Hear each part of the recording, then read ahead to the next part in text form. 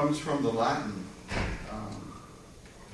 and Cicero wrote in ancient Greece. They used the term re, and lego, which means the two of them together combine to mean a binding and listening and a binding to what is the divine. And said the phrases were to put together a group of prayers and incantations. And that was an early understanding of what we call religion. Religion today has taken many, many forms. There's Catholicism and Judaism, whether you're a Baptist or a Church of God, a Hindu, as you just got through studying, or Buddhist, as I am. The terms re, meaning divine, and the term lego, meaning truth or meaning.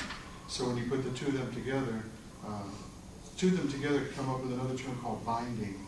And binding is putting the two of those Latin terms together, come up with what we know today as religion.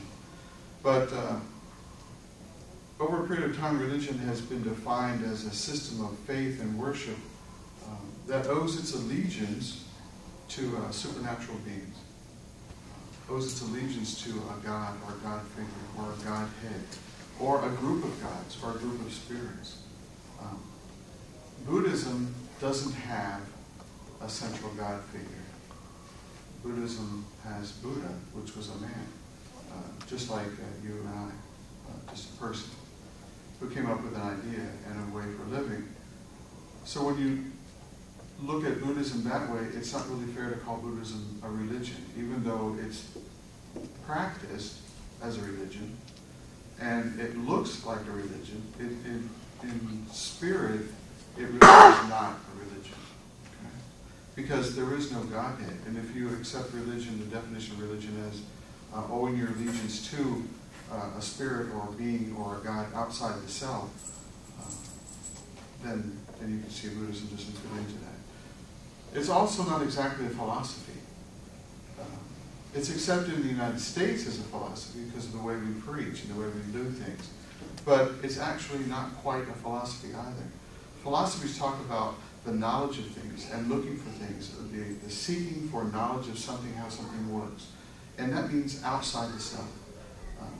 Buddhism, again, is not really a philosophy because the biggest part of Buddhism is about practice. And it's very difficult to practice philosophy.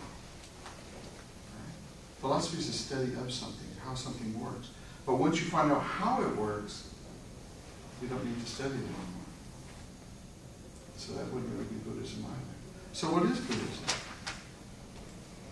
Rules for daily living. My uncle used to have a phrase that I coined from him because he was one of those people that had a lot of rules for daily living. He sat down one day to teach me how to play bridge or canasta. And I said, okay, I know how to play canasta, let's try bridge. So he said, okay. So he's sitting there passing me, he's playing three hands, I'm playing one hand. And then when he finishes his hand, he takes his cards and gives his bid, and he taps his cards twice, puts them down, goes over to the next position. I should have been watching.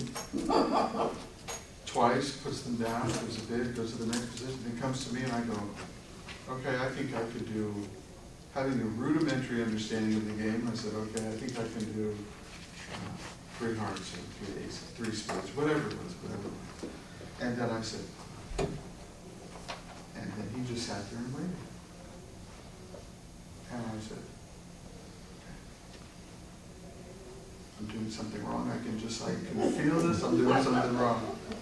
And then he just looked at me and I said, I'm done. He said, you didn't tap your cards. I said, that's enough of this. We'll never learn how to play this game. There are too many rules for daily living. And I ended up espousing a faith that has rules for daily living.